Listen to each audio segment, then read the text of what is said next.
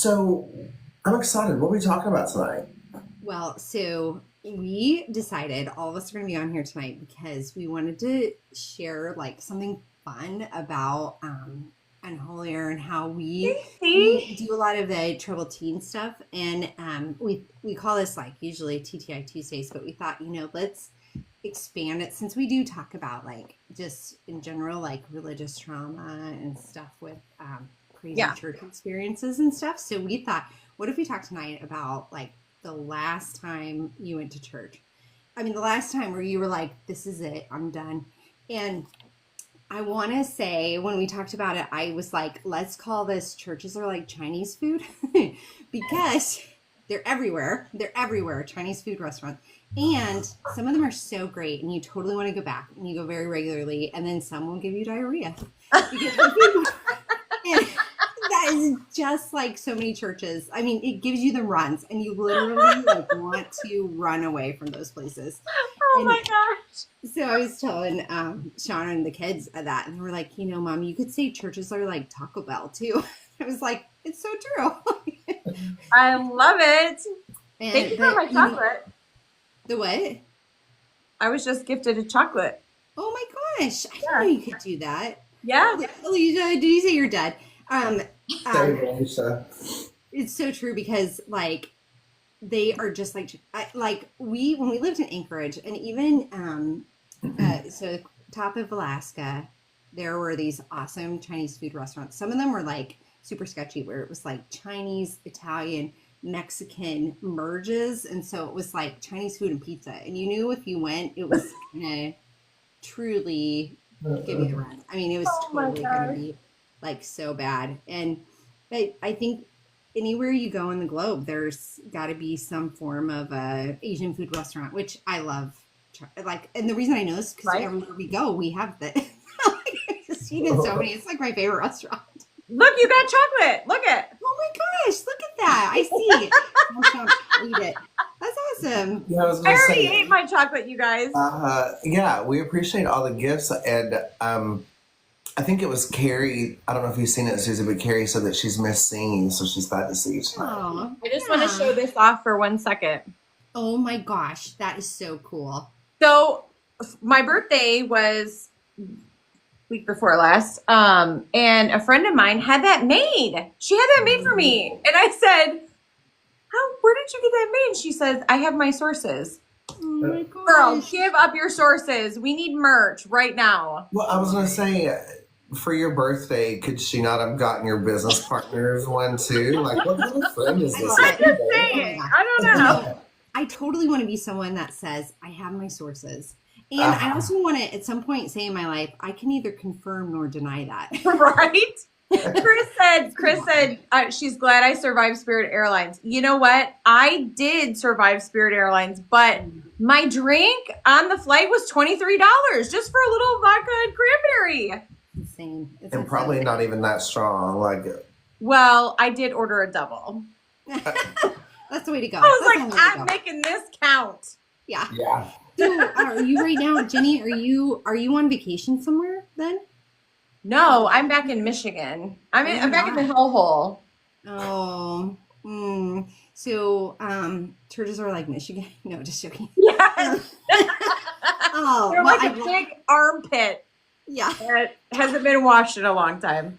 Oh my gosh, I love it. Well, where we live down in Texas, they say it's the armpit of Texas.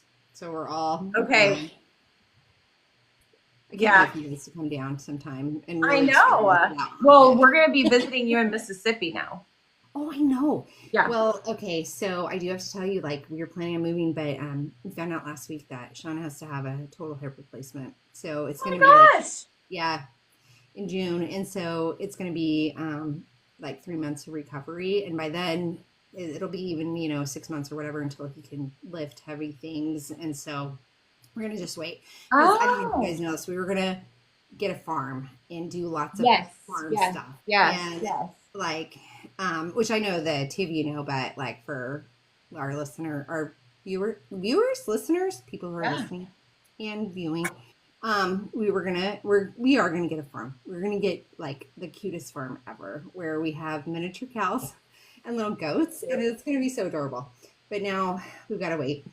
So we'll just hang out down here, and we'll just wait until his hip is like, Yeah. it's gonna be titanium. It'll be a Yeah. titanium hip. It'll be like the Bionic Man, and we'll That's just amazing. It'll be like new. yeah, Um, exactly. so hey Seth, I didn't know you were on here. Hey, you have a nice tan though. I know it's gonna go away fast. And then let's see. Dee says I've been able to say I can neither confirm or deny or not deny. Alicia's here and said she thought we were coming to Naples. That's next year, Alicia. We are actually trying to figure that out because Alicia, David, I don't know if you know this, your fiance can give us the hookup in Naples. And we talked about this one night on oh my our gosh, Tuesday live. And Yes. so we decided we need to take a trip because Alicia's got the hookup. So get with your woman, David, and get it figured out. Why does she keep everything away from me all the time? Like, she's so secretive. I've got to get to know my fiance. Oh my gosh, I love it. We they have like a podcast con there where you can go and that's right. She was telling us, they have like a podcast thing where all these podcasts go, and some of them do like live podcast like recordings there. And so we were like here in Nashville too. Oh, okay. Oh, Nashville would be fun too. Yeah. Well, I'll just have to I'll do a little more traveling on an airplane. I'm probably gonna somehow bring my own drinks instead of $23 worth. Well, I tried doing that. It's a long story. We'll talk offline about it. Right. Yes. Oh my gosh. Yes, Chris, Silence Mayday. Yeah, you can totally come to the park. It's gonna be so fun. And where you live in Louisiana, Dee, we're gonna make it just like so fun and amazing and big, and like we want to get more kitties and just have like fun dogs and like set the little goats like and horses. My daughter really wants a unicorn, and so we plan on somehow finding a unicorn. Okay, are they real? I like to think so, but I haven't seen one yet. I mean, it doesn't mean they're not real. Yeah. But I think depending on who you're talking to, there's one on the live with you tonight. That's right. Right. And have you guys ever seen that? There's like a YouTube thing talks about like the cross between like the perfect woman turns out it's like a unicorn, like where all of these congruence meet of like the perfect one. So David, like the perfect man, that's you. Unicorn. Yeah. That's pretty much what he was saying. I love it. Well, oh my gosh. Okay, well, I'm excited. Who wants to share their story first? Well, so hold on one second. I do want to say, Nate, you had a hip replacement, and I cannot believe it. It is so painful. Yeah. This will be his second one after being in the Marines and just jumping out of airplanes and helicopters. And so that sucks that you've had one too. It's hard. It's hard stuff, but we're gonna get through it. It'll go better this time. He had it. The first one he had 12 years ago now. He so Sean, my husband, he's a big guy. He's really tall, and he was in the Marines. And he when he had his hip replacement the first time, he started hallucinating, and thought that I was Kathy Bates from Misery. No, and I was had kidnapped him. And it was really funny because he was on a walker and he would try to get away from me. And I'm like, come back here, you big man. I got to help you with your hip surgery. No way. Mm-hmm. Yeah. So. Oh my gosh. That's crazy. Insane. Yes. But so no Gelada this time, and no Misery. Well, no Misery. I did not kidnap him. I do not have someone kidnapped in my house right now. I want you to know. So, and Faye said, thank him for his service to our country. Absolutely. He's so great. Okay. So now on for tonight. So talking about your last time at church, And I know we all have these fun stories, and I'm sure you guys do too. Like fun stories. I think they're fun. I think some of them are so crazy. For lack of better Wait words. till you hear mine. Oh my gosh, I love this. So I have. Am I allowed to say the F word on here? Yeah. David? Okay. Okay. Wait. You wanna go? You should Which kick us F off. word? Huh? Which F word? Did you watch today's episode? Kind of like what Susie was talking about. Okay, I didn't know if you were about to call me an F slur. No! Oh my my God. God, David! Yeah. Oh, no way. Oh my gosh. Yeah. Oh man. No slurs here. I'm totally kidding. I know that you would never. No. But I didn't want to say yes, and then all of a sudden you spring that on me. I'm No. like, Oh my God, no. Oh my gosh. I love it. Yeah, our episode came out today about purity culture, huh? Yes. Oh my gosh. Okay, so Smitty listened to it and he came into the room and he goes, "This was your guys' best episode." He goes, "I was laughing so hard I was crying." Oh, I love it. Oh my And gosh. I was like, "Yeah, it was pretty funny at times." Me and you were crying on the episode, laughing so hard. It was so great. I had a great time editing it. So I bet you did. yeah. I love it. Am I allowed to say the P word on here? I think so. I don't think any. Yeah, I think so. What Okay, do you so- say, schmeenus? Okay, Schmeenus? if you guys haven't seen it, Susie has coined a new term.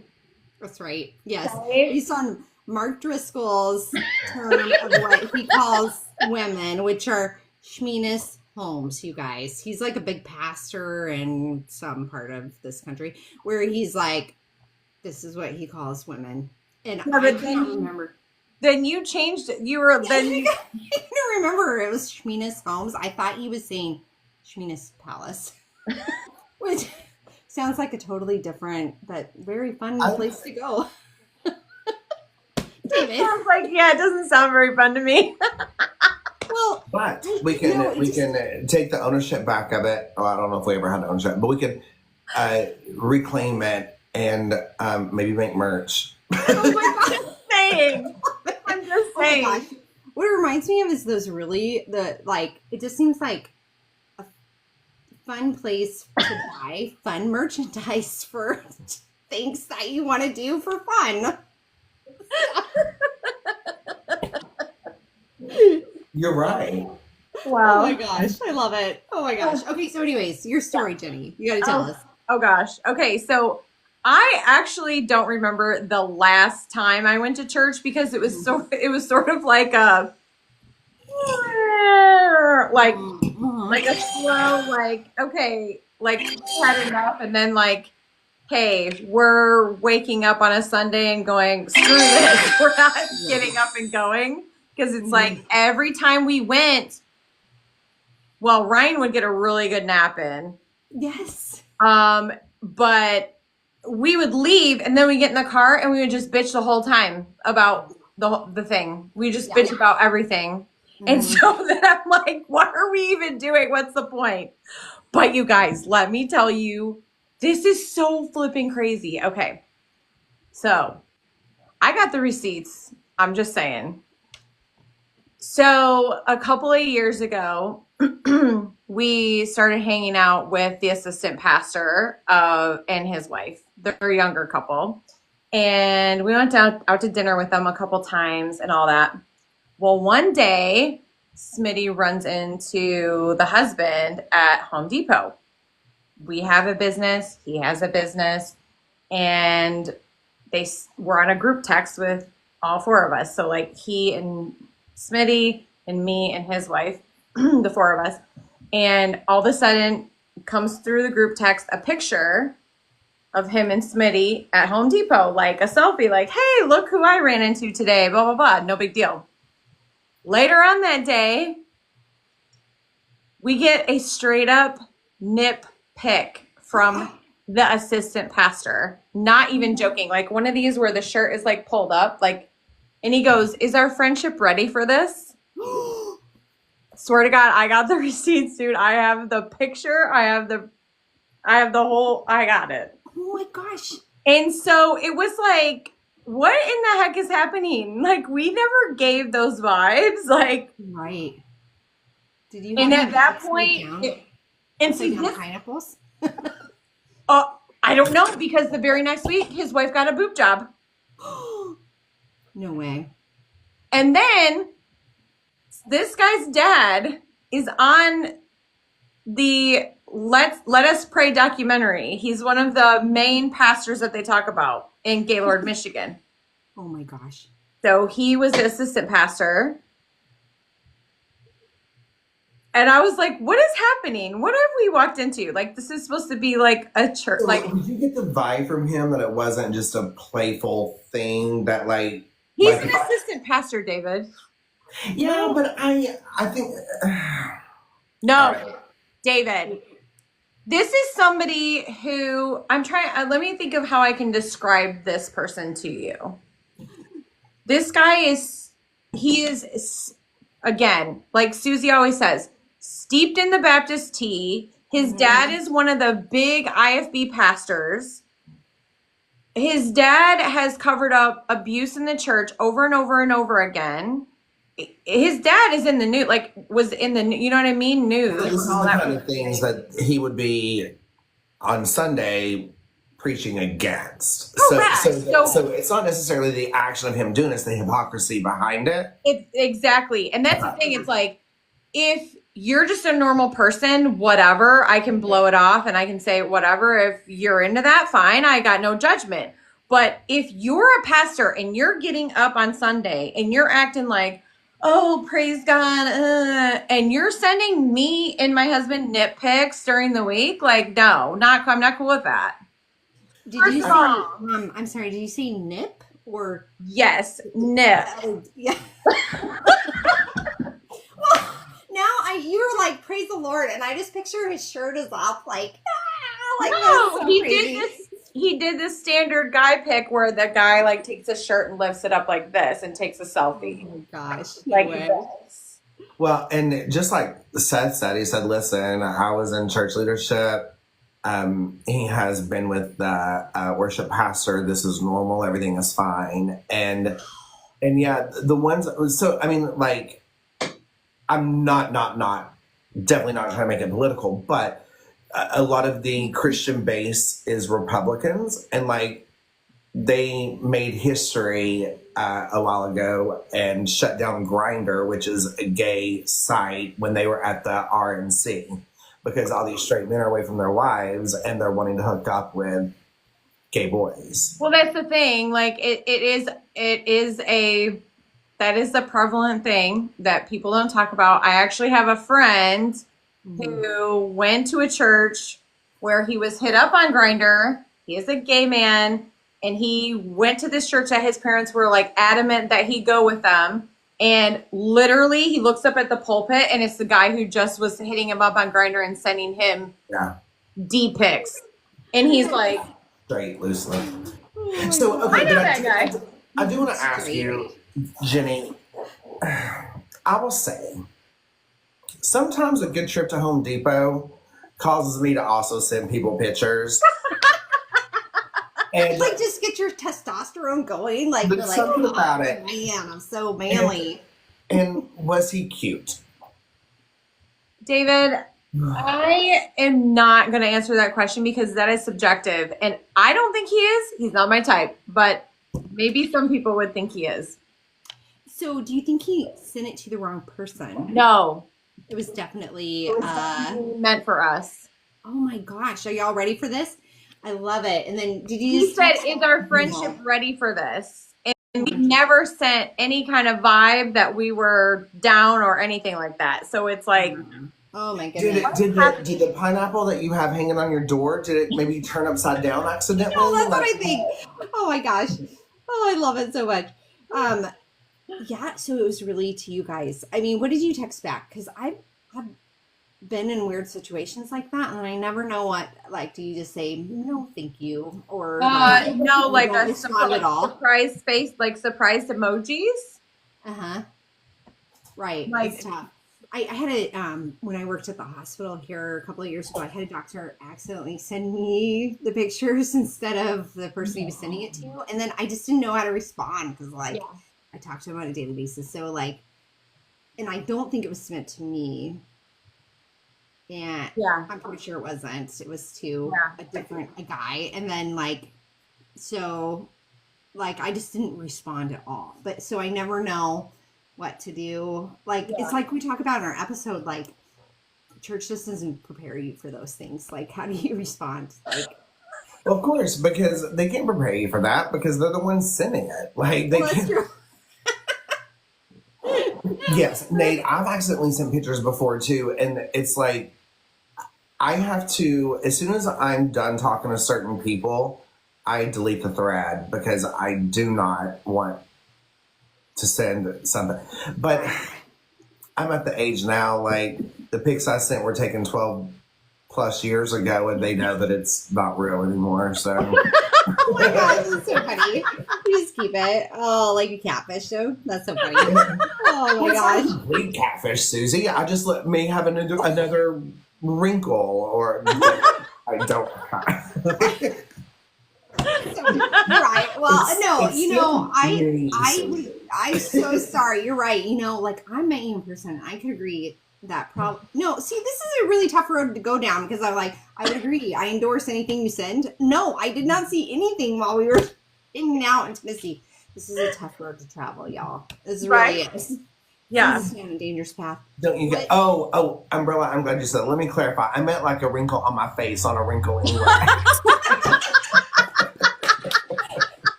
Oh my gosh, this is so funny. I love this. And I wonder if they do Botox there. I like to ask. I don't know, Susie. I kind of like your idea of calling Tuesdays Holy Hell Tuesdays because it is like, what the hell? Oh my gosh. Misfit And I love said, it. I did not have textual relations with that woman. I love it. love that. Oh my gosh, this is so awesome. We get textual, or what is it? Not STD. It would be like a text TD. Oh, so funny. Oh my gosh, you guys. Okay, so Everyone says, David, do you want to go next, or you want me to? yeah. So, okay. So I was kind of proud of myself because this was the first time that I really showed out and stood up for myself in a religious organization. Now, Southern Baptist, it was not anything like your all's church, but here in the South, there's a lot of homophobia that comes with things publicly until they, after church, call their boyfriend. But so I haven't been to church in a while, and I'm close to some cousins of mine, and I had talked about how, I've kind of broken away from church, and I felt as if there was this void. And so they were like, we should go to, or I should go with them to their church. That they've never heard anyone say anything negative about anything. They feel as if I would be accepted. And I trust them. They're some allies, right? And so I went, and how like, I don't know if they do this in every church, but like, when I guess Sunday school is over and you have like a little recession before I guess the service starts, and then like the preachers, like they all line up at the door where people are coming in, they shake everyone's hand as they're coming in and getting their seats and everything. So my cousin and her husband and I walk in, they shake everyone's hands. I'm like, oh, hi, how are you? And we go to our seat and sit down. Of course, they have to be on the third row.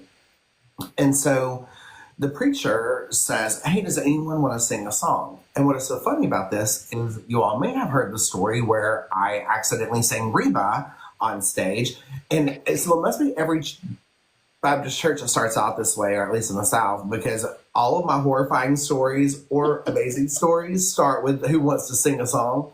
Right. Love it. Oh my God. Well, and what I love, it wasn't just any Reba, it was Fancy. Here's Your One Chance, Fancy, which is like one of my favorite songs in the whole world. I love that. Oh my gosh. So, a couple people go up and they sing. And then this other guy wants to come up and sing. And he had just shook my hand at the door. And so he says, I've never said anything about this, but I feel like today is the best day to do it. And I think that we should pray for the people that have alternate lifestyles. Oh my gosh, it's so awful.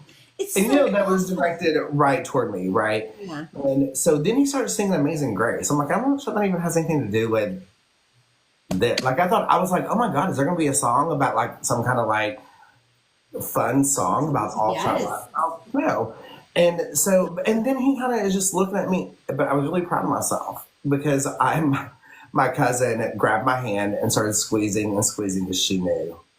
Yeah. And so he was, 3 or 4 lines into the song, and I just stood up in front of her. And this was a pretty big church. I just stood up in front of everybody, and I let him finish just staring at him. And he was staring right back at me. He tried to stare me down, but I didn't let him. And I was freshly Botox, so the blinking was off a little bit. It's so awesome. So I feel like I won. And then when he was done, I grabbed my stuff, and I left, and I haven't been back to church since. Oh my gosh, insane. Like, he just felt called upon for out of the blue for no reason, just to people. So I went outside and I got on Grinder because I knew he was going to be popping in to try to hit me up. Yeah. Oh my gosh. 100%. Oh my gosh, I love it. This is so great. I cannot believe they did that. How uncomfortable. Like, I mean. Well, I hope it was uncomfortable for him. I mean, it was uncomfortable for me too. Right. I was like, I'm so glad I'm wearing black because I'm probably sweating through everything right now. And I'm embarrassed. And he doesn't even, like, you're supposed to be a Christian, right? And I was there because I felt a void for the lack of religion that I have not had. Yeah. And anything that he said was going to make or break me. And he could have made me that day. And if he was a true Christian, he would have made me. Mm-hmm. But he broke me. Yeah. And that's so And I'm not even wanted to have a relationship with God since. Right. Right. Well, especially if it's God like that, that's like, so, I mean, that's where you get the runs and you want to run away, like literally. I'm dead. And just so everyone knows, I do not do that. Mm-hmm. What Susie just said, I don't do that. You don't ever get the runs. Good for you. Like, I love that for you. I love that for you too, David. Oh my gosh. But Oh total my goodness. sidebar, are we all, Susie, are you in green? Are you all in green? Well, I'm you in guys green. I'm wearing black. I felt like it was appropriate for the death of a church service. Well, this happened the other day. Susie and I recorded like 2 episodes yesterday, and I was like, oh my God, we're in the same color. And she's like, no, I don't think we are. And I'm like, I thought we were. And I thought Jenny had on a lighter green, and I thought I had on like, oh, you do? Yeah. Oh, I thought you said it was She gray. does. No, You know- it's green. It's green. And you know what? I always miss those cues, David. Yes, I'm wearing green too. You could just went with it, Susie. She's like, no, David. Kind of like, I was like, oh, is she about to stand up and sing Amazing Grace? Like, what's happening right now? I know. And now you're to the part of our life where we're just Amazing Grace, where everybody's got alternate styles. What's so great is that's all of us. Like, we are all way outside of the church box. I just feel like Yeah. it's so awesome. It's Yeah. so great. Yeah. Oh my gosh. I have had, like, I swear, I just had the weirdest stuff. Like, so many random weird things at church. Like, I say, like, so Sean and I, we've tried, like, we're like serial daters of church, like at different churches, and we hit them up and we just check them out and stuff. And so we've been to a lot. Like, there was one in Anchorage where and it seems like every Sunday that we do try to go, the pastor has just quit. And there's no new pastor yet. And then, like, this one time, there was one deacon, a leader in the church, got up and he's like, you know what? I have come up with my own version of the Bible that we're going to talk about this morning. And he had everybody pass it out. And then he was like, and we're going to read from this. And then it was like 4 hours. Oh, and then, like, we always plan, like, I'm so strategic about it. I'm like, we got to sit near the back in case we need to sneak Correct. out. And Always. then, like, you got to be careful about what you wear. But I intentionally, like, now wear, like, pants just to see what's going to happen if they're going to kick us out. And I always show up late because I just want to see how, like, there was one down the street where I went with my daughter because her friend had invited her, and we went to the early service, and we intentionally went late. And as we were going to walk in, this couple was like fighting with each other in front of us, and they were like so angry and like whisper fighting that you do on your way into church, you know. And as soon as they opened the door, like we're getting ready to open the door, they pasted these huge smiles on their face. And then they walked in and they were like, "Oh, hi, it's so great to see you." And I was like, I know, you were just fighting really bad with each other right outside. And so it's like it's such a fake place, you know? Yeah. And we ended up leaving there because no one knew where the Sunday school rooms were for the kids. No one. And they finally, one lady, they were like, get the one lady out in the they called someone from back to service so I could go take my daughter to the Sunday school. And we went, there was no one. She was like, just go down this hallway. It was all dark. No one was in there. It was all like, it was just like a portable outhouse. I mean, not outhouse. It was an outhouse, but like, like a portable building. Because you had the run, so you had to go to the outhouse. Like literally, I told my daughter, I was like, go, keep going, don't go, don't stop. Oops, I just knocked over my light. Oh my gosh, you guys. So I told her, yeah, just gonna fall again. Oh my gosh. I just told her, I'm like, keep going, don't stop. And we did. We just laughed because I was like, this is ridiculous. But I will tell you, so I have, hold on. Let me see. Okay. Two main stories. Okay, two. So we were going to church for like a while. We were like in a monogamous relationship with the church for a while, for a number of years. And but it got so bad. Like, I hate the meet and greet during the service, you know? Oh, like, God, yes. Oh, it's so bad where you have to turn and like shake hands? Yes. And I think I may have told you guys this, but I got to where I was like, life was just so crazy and bad that at one point someone was like, "Hi, how are you doing?" And I was like, "My life is a dumpster fire." And they were like, "I don't know what to say to that." And I was like, "I didn't think you did."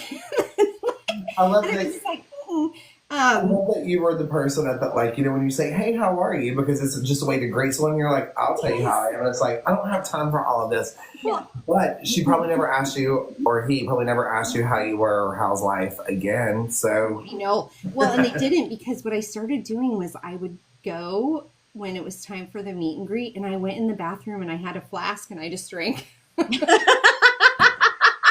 It's so perfect, you guys. I mean, that is the best place to go during a meet and greet at church. And you just stand in the bathroom with your little flask. Wait, was this an IFB church?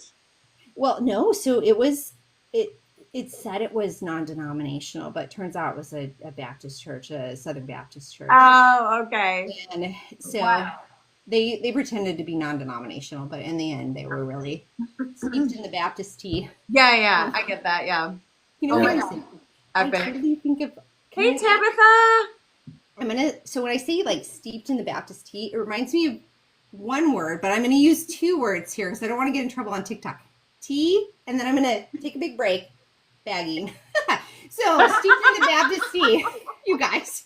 wait, what? Tea what? No, I can't say it all together. I'm sure I'm gonna get in trouble on TikTok here. No, but Tea, and then a break. She Bagging. just said tea bagging. No, I don't think you can say it.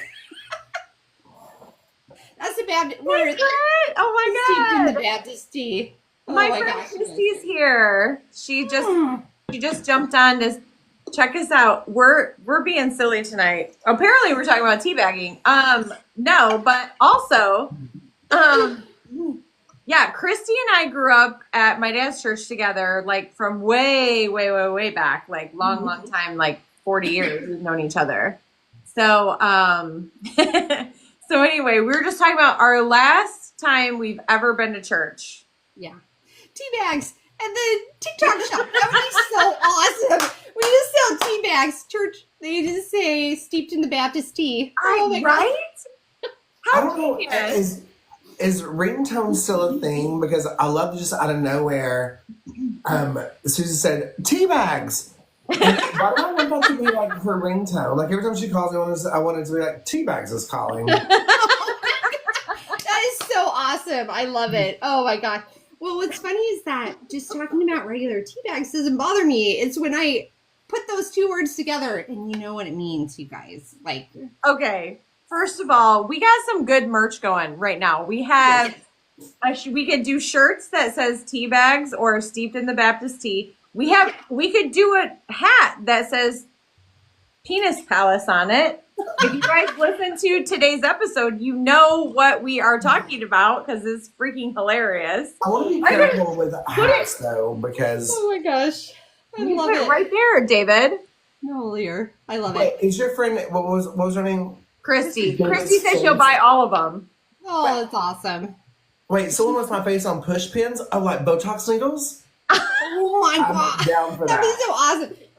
Oh, because I always say put a pin in it. Oh, Okay. yes. I love that. I Oh my said Botox. gosh. I was like, I love that. This is so awesome. So Broken but Beautiful, I gotta tell you, so we're just talking That's about Barb. Oh, Barb, yes. He has So- like 15 okay. different accounts. Oh my gosh, I love it. We were talking about the last time we went to church. When you're like, this is the last time I'm going back to this place or like ever again. When I was drinking in the bathroom, like in the stall, like I didn't, because like it's Okay, so what did awkward. you have in your flask though? This like it's this red, white, and blue vodka for 4th of July. Oh, It's well, like that this. stuff is good. You were patriotic, so I think that's actually that's not supposed to have a place in religion. So never mind. That was actually kind of rebellious. I love that. I know. And then my flask it says drink happy thoughts. And it's just like so perfect. It's so cute. But there's not I drink it in the bathroom stall because there's nothing more awkward than being in the bathroom and then someone's trying to witness to you and they're like, how are you doing? And then you're like, things are really bad right People witnessed you in the bathroom? now. Oh yeah. Oh my gosh. Yeah. Yeah. I think I don't know what it is where I just like people are like, how are you? And maybe it's because I give off that vibe for a while, like life was a dumpster fire. And maybe they knew I was just drinking in the bathroom.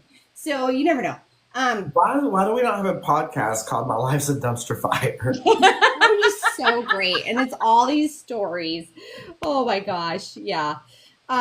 David Jim want to go into their bathrooms. The bathrooms are not safe. Well, apparently that's where you find the drinks. So I might be Okay, there. I'm joining Susie in that bathroom stall I because know. Oh my gosh. So awesome. this sounds like a good time. It is. Oh my goodness. You know where in Seinfeld where they're like spare square, you could be like passing the flask back and forth. Yeah. Yeah. So awesome. Yes. We, Christy was joining us in the bathroom too with the flask. right. Oh my God. And it really is, David. Like and someone said don't go in their bathroom, so you might be right. Like they might try to witness to you. Like, in the bathroom. Yes. So I'm guessing those bathrooms, when they tap their foot under the stall, that is something different? Or is it maybe I don't not? know.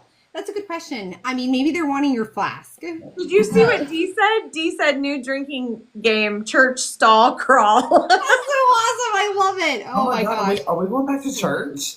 I love it. Yeah. That would be so great. And so I the last time, yes. Like I think everyone has these crazy stories.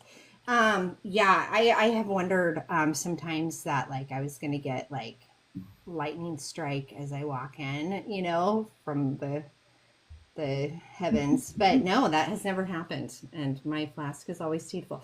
I say I have And the water's never hot. I always thought it would burn a little. well, I always say I have Jesus in my heart and whiskey in my pocket. And this was That could be a cute shirt too, right? oh my gosh, you guys, you heard it here first. Somebody's got to be taking notes on this, you guys. Somebody take notes. Oh David. my god, good job. Yes. Yeah, write this one down, David, which I know I started to say, am I the assistant? Oh my gosh. I love it. Oh man. But now I forgot what I was supposed to write down. So Oh, never mind, I remember. Jesus in my heart, whiskey in my pocket. yes, and it Peanut really depends on how Palace. much you. Yes, yeah. And then Palace. Stephen the Baptist tea and I tea got bag. Tea Yeah, bag. and this church stall crawl. It's so awesome. I got that one. PSC. But Oh. I do have an idea for the tea bags, and I'm going to design it maybe tomorrow and send it to y'all to see what you think. Oh my gosh, I love it. Ooh. You know, and Nate, you're right. Like, I think there are probably some good church. Like I said, they're like Chinese food places. Like, you can find them, and they're great. But then, like, oh yes, the peace be with you. was just gonna I say. love it. Oh my gosh, pass the class. I love we it. didn't say this today, but I feel like we probably should say it probably more often, because if anyone new is listening or coming in, we're not here to degrade religion in all churches. We know there are good ones. Mm-hmm. We are just sharing our experiences. And I guess the reason why I want to share mine, even though mine are very small compared to your all's, but I think that where we put so much holiness on a religion that we start to question when we are uncomfortable with something that happens in a church. We're like, oh, but maybe we're feeling that way because we're the bad person, because we're the sinner, because this is the church. And so I think that it's important to have these conversations to kind of weed out those bad, to kind of show people and remind people that churches and places can have red flags, and maybe it works for some and maybe that one doesn't work for you. This is definitely not to put down anyone's, and I'm not religious, but I respect it all unless it gets into politics, then I have an issue. But as far as like religion itself, I don't care what you believe in. I want you to have a faith. I think there are amazing places to go and to share that faith with people. And so this is not what this is about. And I think that most of you all know that, but if there's any new listeners, that's my tangent. Yeah, that's your PSA. Can I get an amen? That.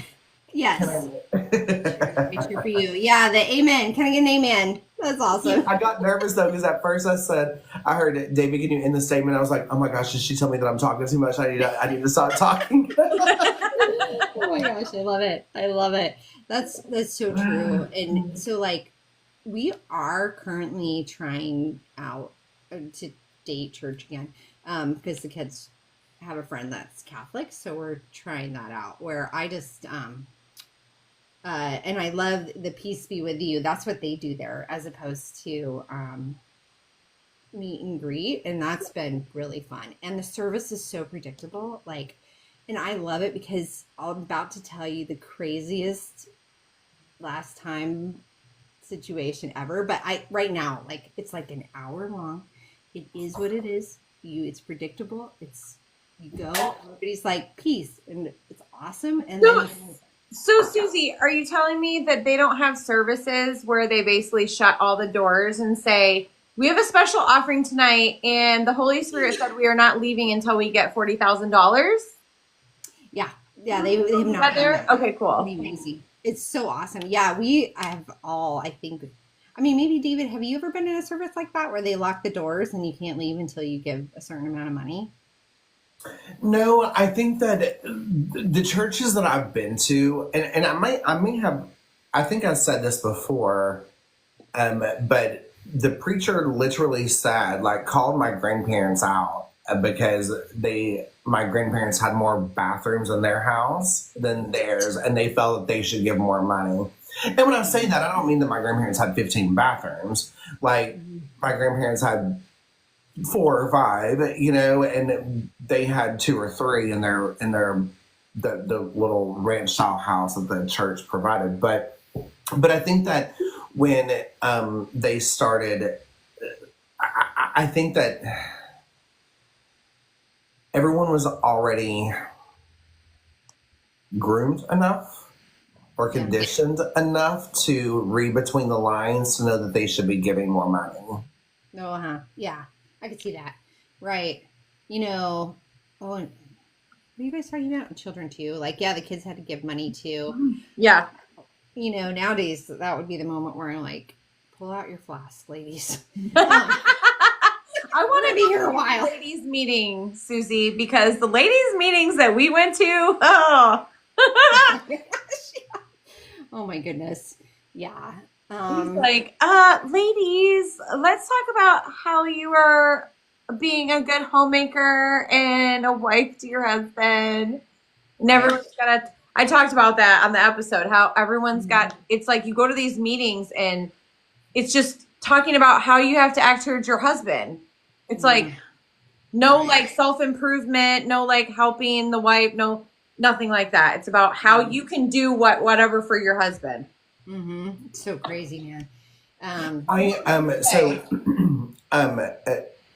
When Nate said, "Oh, and the children too, don't forget that," memory started happening, and then someone said, collecting the change from the kids."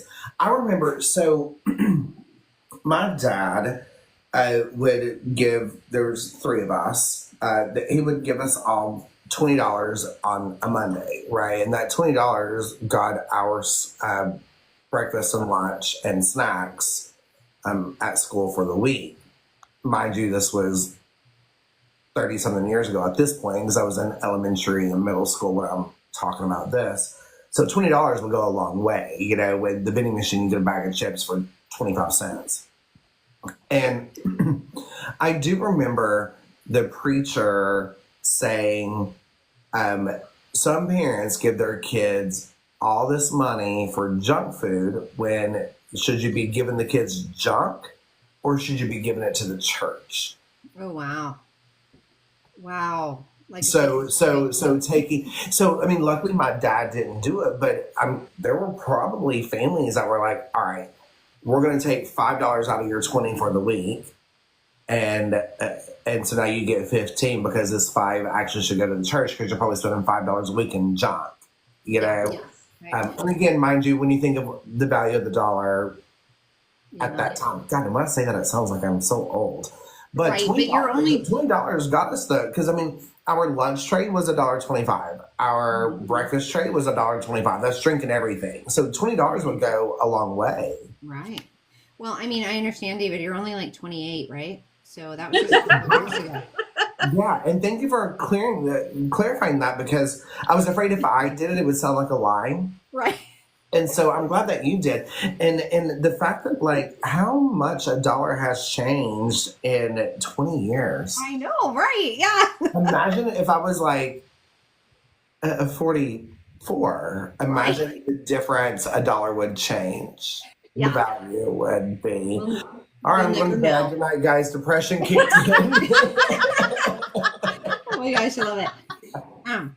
Thank you, Umbrella. I did get a little nervous when Susie said 28, but I thought 28 maybe because I'm like, I know that there's been times I'm like, oh, I'm 25, and people looked at me like, oh my God, it's been a rough 25 years, ain't it? And I'm like, oh, I guess I better increase it. So we'll try 28.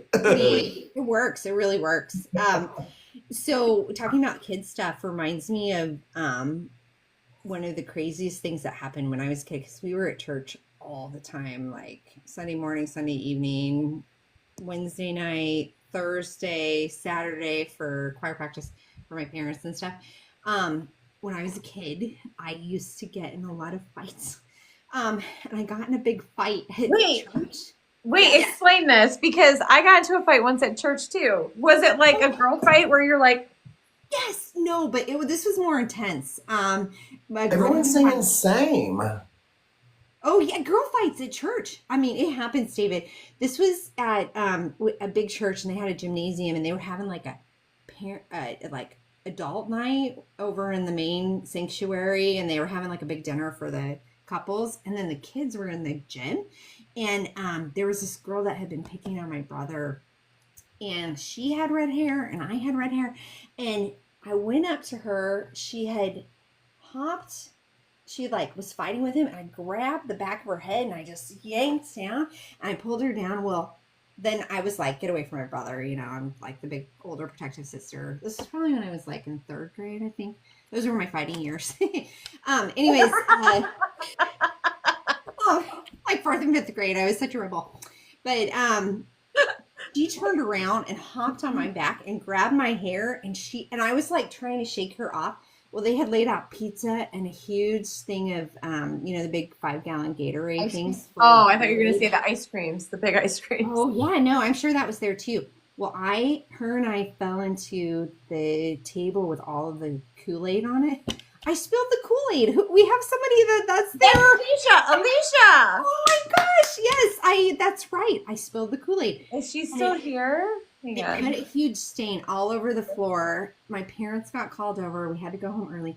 But I spilled probably 20, 30 gallons of Kool-Aid all over the floor. Even though I know the answer to this, I just... Night. Chris is going to bed. Good night, Chris. Good night. We'll see you Good later. night, Chris. Love you, my friend. We'll talk soon. Mm-hmm. And I know the answer to this, but I just want to make sure our listener knows the answer to this because I want them to ever have doubt. The other redhead was not Reba, right? No, it's not. Oh my gosh, that's hilarious. Oh man. That's You guys, this stupid TikTok is making me do that crazy puzzle again. Okay. Oh yeah, it does it after like an hour. I think. It's not even a puzzle. It's like these weird objects that are floating. And you know my eyesight sucks now. Because you're 28. I got it. This time I got it. I just guessed. Oh my God, is that what I have to look forward to when I turn 28? It might be. Yeah, eyesight. I know. Okay. And you know what, David? Word to the wise, do not put your glasses in the dishwasher. You did that? Oh my Yes. God. No way. And because I'm not able to get them clean. However, Paula ordered me some wines, and today I drove, and I drive every day, but today I drove and I could actually see, and I was like, oh wow, and I was like, wait, when did this other lane get here in these lines? They've always been there. Night, D. Good night, D. So it was a whole new world. Wow. I need the link for those. The what? Oh, for the wipes, the eyeglass wipes. They work really well. Dishwasher wipes. Did you put your glasses in the dishwasher? No way. Yes. We No, did. this was a couple weeks ago. We talked about it. And now they don't work it out. Because I felt like the water and the steam. And I think it started taking off some of the no glare film. And so now things are just filmy. And then the little things that go on my nose, they're a little weird. Oh my And they're God. bent a little bit. Which, well, no, it wasn't because these were $300. Oh, you're right. What I mean is, you've done something that I've always wanted to do, and then now we all know, don't do it. But I just love that was it didn't melt like the frames. That's insane. Bend it all out. No, well, it kind of messed up the nose pieces a little bit, but I had them on the top shelf, and I did set it to a lower setting, Wow, that's crazy. So I got it. So Barb watching his iPod. was so insane. You told me that. I never thought about that. I shouldn't do that. Okay. I love it. Well, hey, I'm not going anywhere, but I'm going to turn my camera off for just a minute because I need to go grab my phone charger out of my All car. good. It's all good, David. It's all good. We got you. Yeah. Well, and seeing Barb there, I'm glad she's still on because my crazy story was that Lester Roloff's in the Baptist Church. Yes. Yeah. Here last year. Because I went with a friend who had been a kid there. And so we were able to, she wanted to go back and was going to check it out. And because my parents used to work there, they, totally are willing to talk to me about it.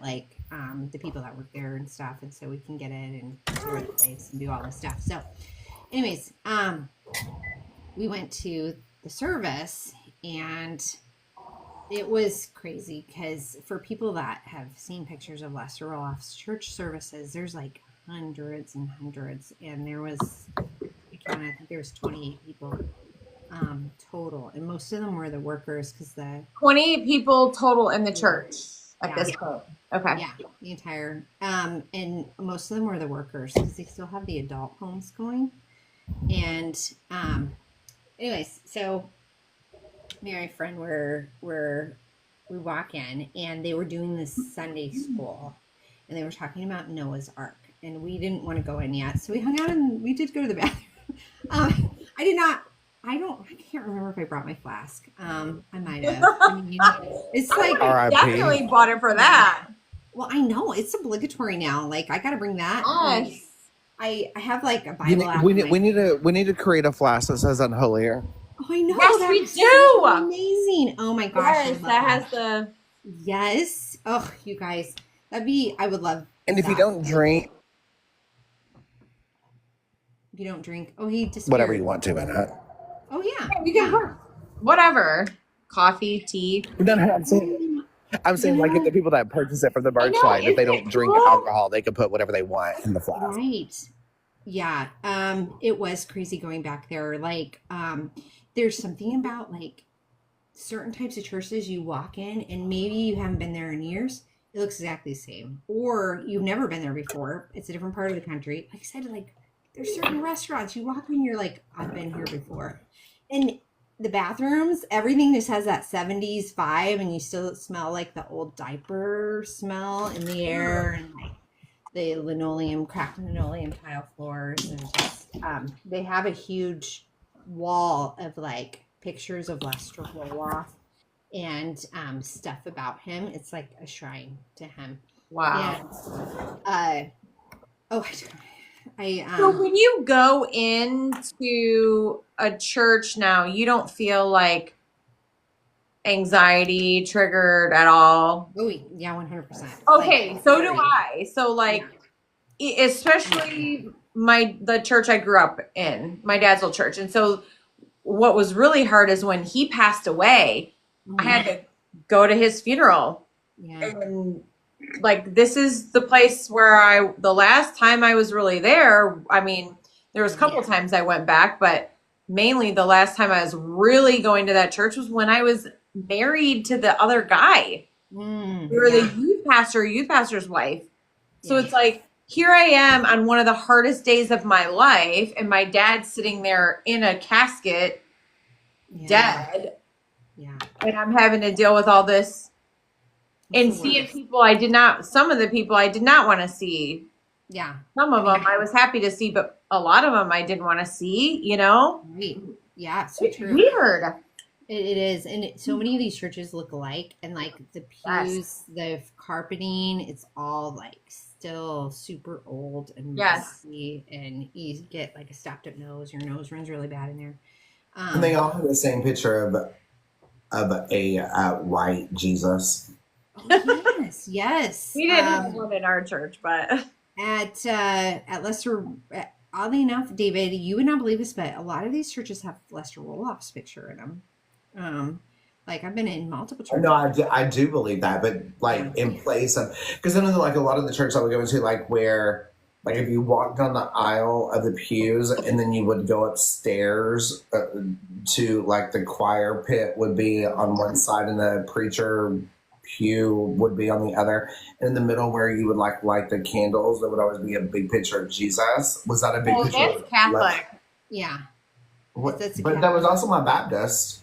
Oh, really? Yeah. Yeah, not in any of the Baptist churches I've been. That sounds Really? We had we would have, because sometimes one of my favorite jobs to do would be to lead the choir in with the big long stick that was on fire to light the candles. That's Catholic. Am I Catholic? I thought I was Catholic David, because I'm that's not Baptist. Well, if it is, They all say that really, Baptist. you know what that means is that was the alternative lifestyle. They were really Catholic secretly. You cracked the code, Susie. Oh my gosh, And yes. no wonder they all looked at me so Presbyterian. weird.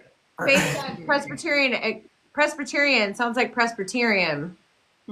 Our Baptist church, because it was always like, I remember the names of the churches. They were Baptist. Okay, do you know if it was American Baptist? Because there's different types of Baptist churches. I was in America, but that doesn't really mean anything. Right. But I was kind of Baptist. And again, not to make this political, because who's in office now was not in office then, but I'm a speck of blue in a very red state. So I feel and that did not just change. It's always been that way, right? So that's very interesting to me. Yeah, most people, they don't have fire like that, or leading the church at a Baptist church. That's awesome. I love it. I love it when churches just do things a little different than what you expect, but in a good way. Not like so when we're at People's Baptist Church, that's the one. When we had gotten there, we had stayed outside of in the foyer. And the pastor had been talking about Noah's Ark. Well, when we went in for the service, no one left. Like, no one got up and left after Sunday school. So we were like the only new people. So some people came over and introduced themselves. And so I have like so many. Do you want me to spill the tea, like the whole thing? Spill the tea. I want piping hot tea, Susie. Oh, yes, Susie. What's gonna happen here? The name of this live is Susie's going to teabag us. Oh my gosh, we could sell like Baptist tea. It's bitter and awful and probably give you the runs. Like, that would be like, it just says Baptist tea. Beware. Steeped in the Baptist tea. Please, but that came up after I asked, or I said that tonight's live is about you teabagging us. I don't know if she meant to send that as soon as I was saying it. It was just a perfect coincidence. But with that being said, in my screenshots, we have the receipt that Christy wants to be teabagged. This is so funny. Again, I feel like this should not be a free live. We're going to teabag anybody. This is like totally different type of live. Join us on the paid platform for $4.99. Oh my gosh, this is so funny. What's so funny is like, we've been watching Arrested Development here, and the mom on there, she always like winks, where she's like winks, and they're like, that is, you can't wink at that, Susie. That's not happening tonight. And so like, I gotta watch my winks. So I spilled the Kool-Aid when I was a kid. Now I'm spilling the tea. So that's another merch line. It is. I know. I love it. Oh my gosh. So we walked in, and this guy comes over, and he's like, oh my gosh, you look exactly like your mom. I remember her. I was here when we all worked together. And he's like, man, those were just the best days. Like, so good with Lester Roloff. He's like, I just miss those days. He's like, I remember we'd fly with your dad, and he would do loop-de-loops, and we'd come down, and like one time the wing was broken when we landed. And I was like, what? And then he was like, I was the pilot of these planes. Yes, yeah. And what they used to do in the planes were owned by the church Enterprises. Yeah. And he broke it doing loop-de-loops. But also in that, while we were standing out there with Lester Roloff's like shrine there, my friend was telling me that when she flew with him, he would go up, and Lester Roloff and my dad did this too. They would go up high enough that pilot had oxygen, and they make everyone pass out, and then spend the rest of the flight in silence with everybody in the plane passed out, because he didn't want to talk to anyone else. But and my dad did that too, but Lester Roloff did that to make everyone, well, basically you just passed out from hypoxia. Isn't that awful? Good night, Kate. See ya. Okay, yeah, that's messed up, given the fact that Lester Roloff was traveling with a bunch of young women for a quartet in an unmarried woman, and his wife was nowhere to be found. Right. Well, and he gets to the autopilot. Oh, I'm winking again. Stop winking, Susie. This He's is set the putting autopilot. it into a totally different light Yeah. for me. I mean, Yeah. I had already had like my speculations. Yeah. Yes. And so then this guy is talking. He's like, man, I just, those are the best days. He goes, sometimes when we fly with your dad, we'd go pick up the kids. And he's like, man, they were just so great. We'd let them try to run away. And then he goes, and we would just go after them. And he's like this. And I'm just watching. He's like, we just had so much fun chasing them down. And I was like getting sick to my stomach. And he's just like, oh, it's just so good to catch them. And so then and he was like, yeah, he goes, one of the, I just remember down at the lighthouse on the dock, he said, these two boys snuck out. I tried to just go fishing and they brought some beer. We caught them. He goes, man, it was just so great. We whipped them with the fishing poles. And he's just doing this and then this. And I was like, whoa, like I just wanted to vomit on his feet. And he was like, oh man, it was just so great. And your parents, we all just did such good work. And so then he was talking to us and we sat down and I was thinking,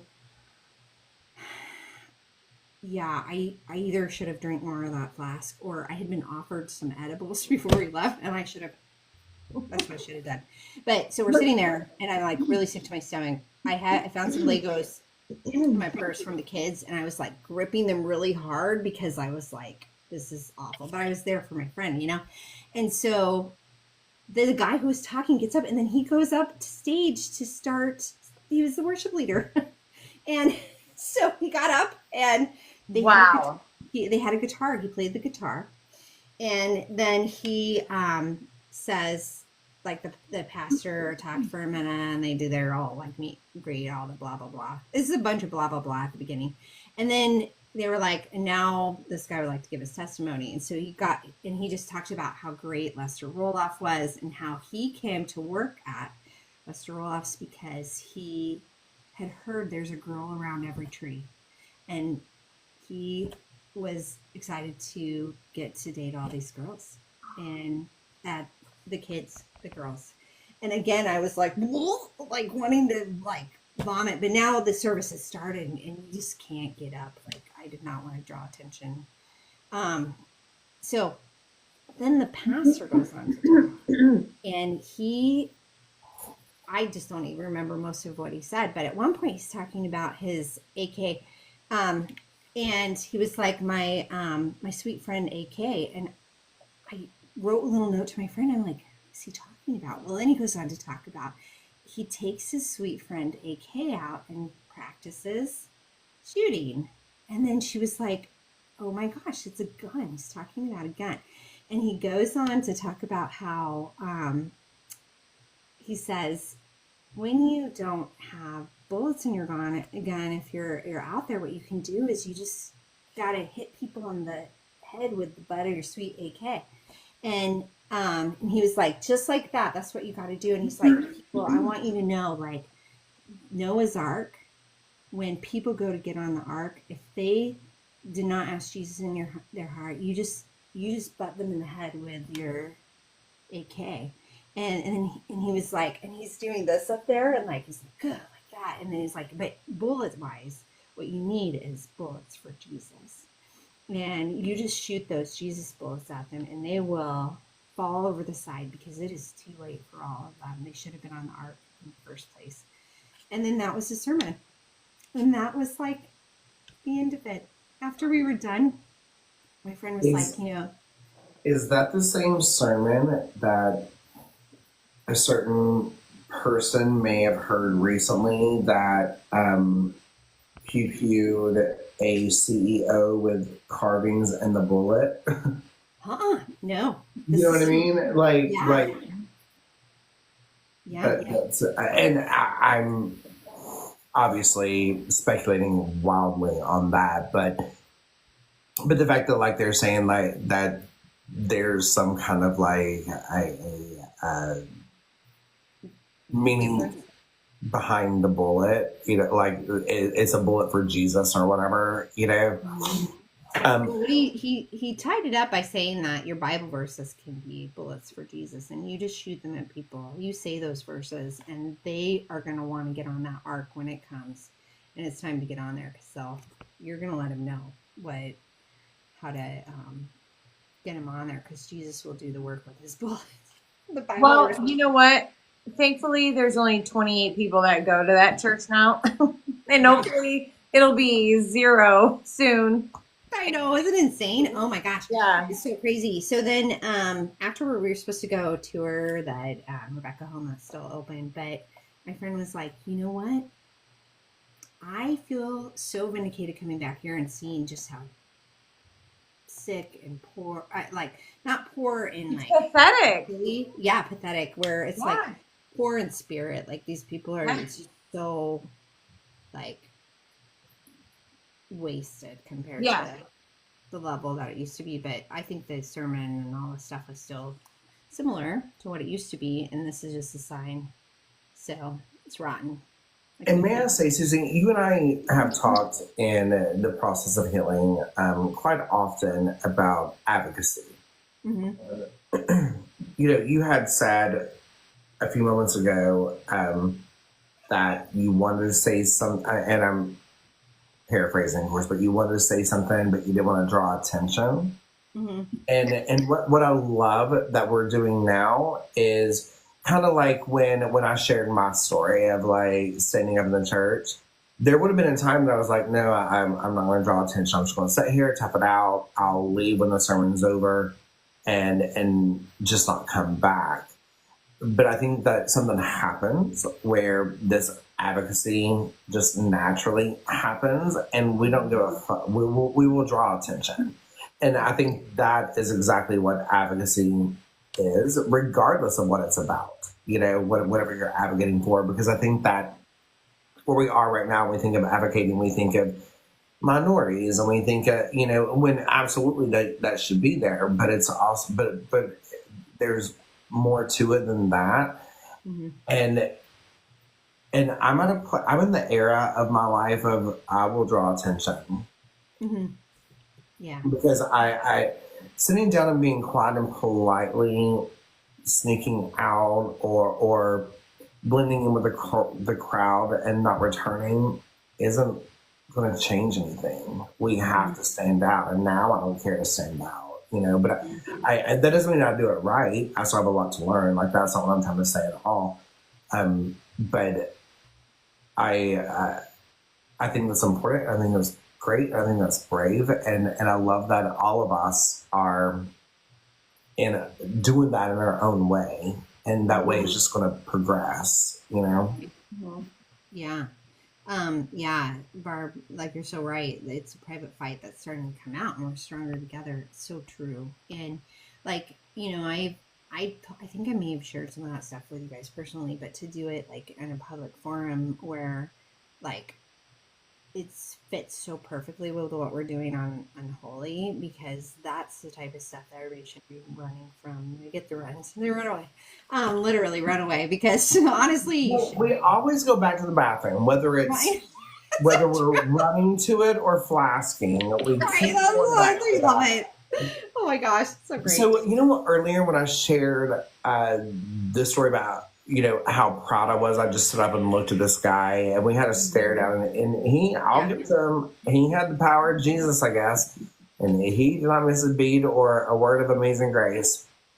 But it reminds me of, and I may have told you all this story, and I'll just give the quick version of it, but when I was a kid, and at the time I was in a Methodist church, and when people started speculating that I was gay, my great aunt and uncle, who was pretty much head of this church, they started putting together like these youth group classes that we would go to like every like Wednesday night. Mm-hmm. And they had a special speaker that came up that was like, yeah, if you're gay, if you've thought about kissing another boy and you're a boy, if you have a crush on a boy, then you're going to get AIDS and die. And like that's where it went. And granted, this was in a time where like AIDS was a big thing, and I know that it still is, but now there's preventative and ways to like keep it. Yeah, mitigate it. Like But dormant or whatever. yeah. But at this time, it was it was a scare factor, right? And so come to find out, in my older years, through other family members, that was set up to scare me in the name of the Lord to not be gay. No way. It would embarrass the church and the family, right? And so they wanted to let me know that even if I have a crush on Brandon over here and I've thought about holding his hand, I automatically get a disease that's going to kill me. So they made me think that even just the thought, just the crush, not the actual sexual act, when even just the sexual act alone is not still going to give that to you, but it was the whole like, okay, if I think this boy over here is cute, I kind of want to hold his hand, I have AIDS, I want to die, and I'm not even done the sex thing. So imagine if I do the S thing. Right. And so again, it's just those scare tactics. But like looking back on that now, that is why me standing up and facing that dude while he's singing Amazing Grace with the alternate lifestyles was such a big deal. I wish I knew then what I know now and had the strength that I had where when I was a kid. Like I wish then I could, because I probably was not the only kid in that church that was in that classroom. It wasn't a conversation with me and one person. It was a one person having a conversation with 40 other children. I was not the only one. Right. And I know of two of them that have struggled with addiction and have been in and out of rehab. I'm not saying it's related to that, but I do think that the church and those kind of teachings play a factor in it. And I know of one of them that successfully chose to end her life. And I wish I knew then what I know now and had the strength to stand up and be like, girl, you are wrong for this, you know? And so that's why it's so important to me now. Yeah. I will say that what I need to learn, and I'm saying it out loud just because it will help me take accountability and force me to be better at it, but I need to present it in a more loving, caring way than I do. I think sometimes I get very debate mindset on things and come off harsh. And I feel like after the conversation's over, I'm like, oh my gosh, I was just like the preacher that I was bitching about, you know? But I'm allowing myself grace because I'm finding my voice. Yeah. Or no, I have found my voice, but now I just need to find the best way to utilize my voice. And that's kind of the journey that I'm on right now. But my heart breaks for the little David that heard that, because I know what it did to me. Yeah.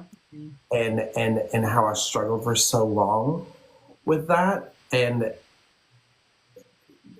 even knowing at least 3, and those are the only ones I know because my family still talks to those families. The only reason I know, there's probably more that have been destructive or harmful to themselves in some kind of way. Yeah. Because of not because of that one meeting, but that one meeting. I mean, I was a kid when that happened, and I've told this story 100 times. Like when I think of church, I think of that conversation. My second one is now the Amazing Grace. Like, it's not. I have to really think, and I have to talk about that youth group situation and the Amazing Grace situation. And then after that, I may have a mild, happy memory of one time in church. And that's not what it should be. Yeah. That's true. And you know what, David, when you were talking about that how it's like they put these scare tactics on you, like, oh, if you even have a crush on this person, you're going to end up getting this disease and this is going to happen to you. It's like, it's that same thought that like Susie and I talked about in our purity culture episode. It's like they just fear monger, and they are like, if you even hold hands with a boy or you even kiss someone, that's going to lead to this, and then this is, and then your life is ruined. And it's like, Right. Ugh. it's just not realistic. And but as a kid, you're sitting there like, oh my God, like Right. I can't do any of the things that like they're telling me is so wonderful. They're drawing attention to it constantly. Don't do this, don't do that, or else this will happen. And of course, anytime you tell a kid don't do something, they're going to be curious, like, well, why it's is those that? things too where a person inside this holy home was telling me it's just like if at that age, of course, no better now, but at that age, anything a man or woman in a uniform, such as firefighter, police, Yeah. and I know this isn't a uniform, but a teacher, anything they say to me, I'm going to believe, right? They know the things. And so I'm in this holy home, and our preacher has found this person to come speak. So they're only going to speak the truth. Yeah, you think And so? I was in that multiple age of anything they say is the truth, and they're right. I don't deserve to be here. And if I have this thought, then I deserve this traumatic end to my life. No way. No way. That's such crap. You do not deserve Well, that. and I know that Yeah. now, but as a kid, Yeah. Right. you know, Yeah. you don't know that. And so I want to ask you all this. I had a really cool conversation on a live last night. There's a guy named Michael that has been on a live with me and another guy a couple of times. Mhm. And I will say, if other Christians or believers handle conversations like Michael, I've had conversations with Michael where I've been like, okay, I want to think about this, because it was not fear mongering. It wasn't forcing anything. Like, I can say something, I can be passionate about it. And he's cool with it, because me getting into heaven has nothing to do with him. And he knows that. And I respect that. Where I struggle with a lot of these religious organizations is they think they have to get me into heaven in order for them to be successful. And Right. you're not going to know me. And odds are, if I'm in heaven, I hope I'm on a different floor. You know? Right. Yeah, exactly. And but so okay, so that was a big preface. But what I really think is that, you know, religion, so with the Bible and all this stuff, it was written in a way to fearmonger and to have control. Yeah, for sure. Yeah. So we have the Adam and Eve story, and of course, Eve was created from Adam's rib, because how can a woman exist without the power of a man? But the woman went and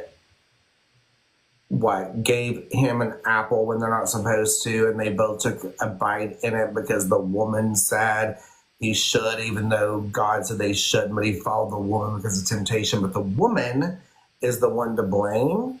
Mm-hmm. And Well, don't even that's get me where the started on total- this subject, David, because I was on my female cycle this week, and I'm going to tell you right now, I know Smitty is probably like, why are you telling everybody this? Okay, you know what? I'm sorry. I'm in perimenopause, and I'm going to say this. I said to my girlfriend last week, we were having a girls' trip, and I was like, you know what? God hates women, because why do we have to go through all of this stuff? And men don't have to go through any of this. Yeah. Why? We have to go through childbearing. We have to go through periods. We have to go through menopause. We have to go through But when you think about all it, though, the like, things, the David. thing is women are stronger than men. Okay, why does it even exist? Why does that even why is it a thing? Fair. Because God Exactly. created it. I'm sorry. Hot flashes, not cool with it. You should, However, David. I feel like I had one a minute ago, And then Ryan was asking me about menopause the other day. He was like, "Well, how do you know if you are going into it?" So I Googled it, and it was 34 different signs, and I was like, it was like hot flashes, the night sweat. I mean, and I'm not even gonna say all of them, but I was like, God hates women. That's what it really ends up to be. I saw this thing, and I don't want to get too far past my point because I was about to make it. And I thought it was going to be pretty cool, but there was this TikTok or social media thing that I saw that's like every bad thing for women starts with men: menopause, menstrual cycle, mental health, and I was like, holy crap. But okay, so going back to the Adam and Eve story, and then we could be done with that or continue with it. But because men are so desperate for control, and obviously women are the stronger species, I think if the Adam and Eve thing is true, which is probably just a fable, but if it's true, any parts of it are true, I think that Adam forced Eve to take a bite of the apple, and then shit went bad, and they're like, oh, we gotta blame the woman because her shirt was too low. Because she was naked though, David, so he couldn't help it. Well, exactly, but of course, that's when they took a bite of the apple, that's when their eyes opened and they saw these things, started wearing clothes and stuff, right? And so, of course, the woman is to blame for that because of the temptation, and I think there's more to it than this would make a really good conspiracy night. I should come on there with you on. Yes. What if it really was Adam and Steve first, and Steve was like, "Girl, this is not right for me. I'm out," and then she's like you had said, "Girl, this is not right for you." Where, "Girl, this is not right for me, and I'm out." And then he's left with Eve. And Adam's like, well, I have my own conspiracy theory about Adam and Eve. That's what makes me so mad is like, even King James, which is the Bible that... I was just talking about this today, David. Yes. Yeah. You guys, your conspiracy theories. I love this. This isn't a conspiracy. This is very true, probably. Yes, it is. Okay. And what if Adam had bad breath? Probably. Because the Bible didn't know how to brush it. But these kings, they had relations with women for baby making. They had relations with underage boys for pleasure. Correct.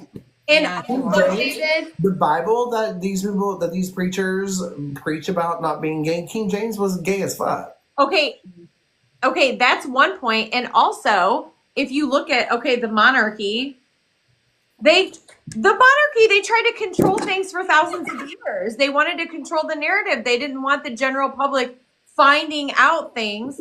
So it's like, who's to say that we were literally just talking about this tonight, me and Smitty. Who's to say that when the scrolls and all the artifacts that were brought in, right, that were found and brought in, and then they brought in the scholars to translate everything into English, don't you know King James, right, was going to make sure he got to edit that shit before it went out to the public? And if there was anything in there that he didn't like, that was taken out.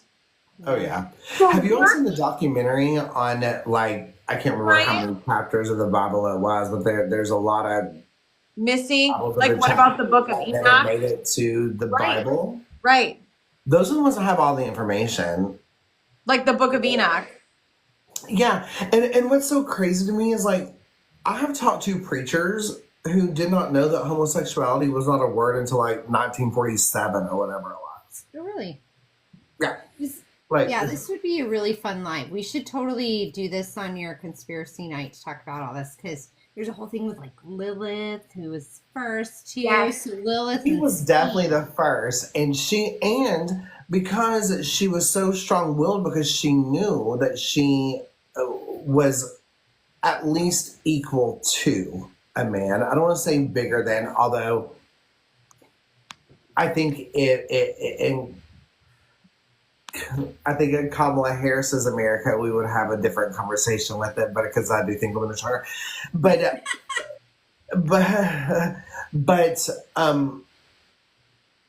I think that she at least knew she was equal and was not going to not be equal. And I think that obviously racism has been a thing forever because I mean we now want to hang up pictures, or not now, but forever we hang up pictures of Jesus that he's white.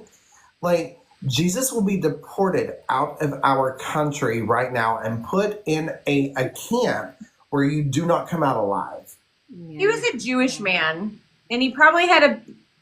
Well, I'm not even going to get into that. So maybe let's save this for another Monday night, and we can be able to talk about all these different parts of the story. Susie wants us to shut up so bad. I'm like, I'm trying to so next week we're doing Conspiracy Live Monday. We're talking about Princess Di. And then next Tuesday, we can talk about whatever. Oh my gosh, we totally could. This would be great. Because I have a way to bring the Princess Di conspiracy into Adam and Eve theory, and I have a way to do it. Oh my gosh, I love it. Oh, that's interesting. Oh wow, that is interesting. So, I know we try to wrap up kind of quickly on Tuesdays because Susie, I just got home late last night. So I'm like literally in my bedroom looking at a pile of shit I have to wash and put away. Yourself? Huh? Yourself? All my stuff. I'm looking at it. I gotta. No. Do you have to do it yourself? The laundry? Oh, I mean, Smitty would help me, but I don't want his help because I gotta figure what needs to go in like delicate cycle and all of that kind of stuff. But I've got to start paying you more. I thought you had someone that could do it for you. No, yes, I'm doing kidding. it myself, totally kidding. David. I don't have. What's your person's name? I forget. Derek. Don't ever forget Dina. Dina, that's right, Dina. Oh right. Oh my gosh. Derek's our AI assistant. Dina is my real life person. I love it. Oh my gosh, that's so awesome. She said that's so awesome, and then she winked. It's not awesome. She wants to. I have a problem with winking. Like it just wants to happen. Like it's like when you get in an elevator and then you feel like the need to cough, or I don't feel that need. You don't? Like I'm like I just feel like I gotta cough even though I don't want to. It used to happen. You just like to fuck with people. Yeah. I did not have that feeling until COVID, and now you're like, I know. It's like you put on the mask and then you're like, oh, and then you're like, I don't have COVID, but then you're coughing so bad. Oh yeah, like, I'm sorry, I'm coughing. I have diarrhea. from church. It's church diarrhea. Oh you guys, oh my gosh, this is so funny. I love it. I'm trying to stay on because I love you guys so much. I missed you all so much, and it's so good to it's been a long time since we've done a live like all three of us together. We need to do it more often. I would love to mention to people that we have coaching and a website, theprocessofhealing.com, where we have different packages of things with our modules. We have some great things coming.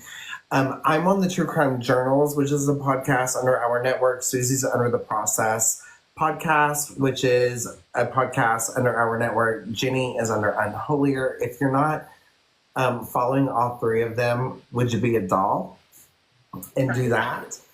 We appreciate all you guys, and send us any conspiracies or any what do we call Tuesdays now? Holy Hell Tuesdays. I like it. Yes. TGI Tuesdays, Holy Hell Tuesdays. Yeah. Yeah, our DMs are open. So anything that you want to talk about, send to us. Jenny, add to your list to start managing all the DMs. And then right? I love it. Oh my gosh. She did not write that down. Yeah. But I love you guys. Thank you all for having me on tonight. Yeah, it was fun, David. Always fun. And I'm excited. If you guys haven't heard our episode that dropped last night, you guys go listen to it. It's a good one. And because I want to say that what you all are doing, and I love, because I got to edit this episode. I was like, oh my God, this is brilliant. So you all are doing, I think, like 3 survivor stories. And then you're having an episode where you all, just you and Susie together, are maybe talking about some of the topics, some of the things that was discussed in the 3 episodes, but things that are also leading into future discussions. And I love that. And it's kind of I like to call it a bit of a palate cleanser, because it's very light, but there's a lot to take from it still, and you all just do it so beautifully. And so watch their episode, leave them a review, but when you do, talk about how great the editing is. My name is David. So awesome. I love it. Healing is a process, a journey to be experienced, not just a destination. You are not alone in this. It's okay to take your time, explore different perspectives, and find what resonates with you. Healing takes courage, and we believe in you. Together, we can enjoy the ride.